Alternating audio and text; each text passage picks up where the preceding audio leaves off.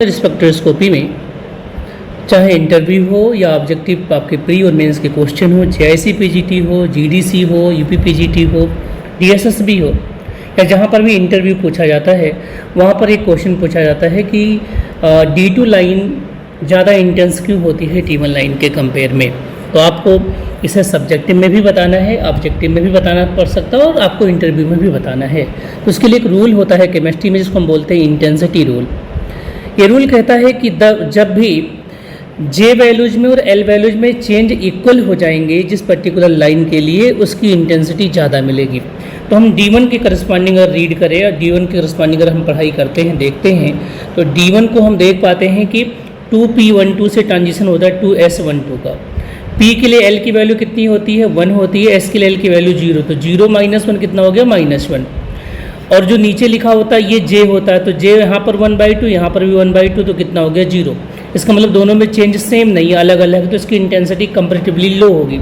अब हम D2 को देखते हैं, तो जो D2 हमारे पास होता है, D2 का ट्रांजिशन होता है 2P3/2, ये टर्म सिंबल्स आपके कहाँ जा रहा है?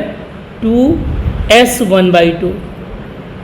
तो अगर आप यहाँ सॉल्व करेंगे, डेल्टा L देखेंगे, तो डेल्टा L हो गया 0 - 1, मतलब कि -1 हो गया।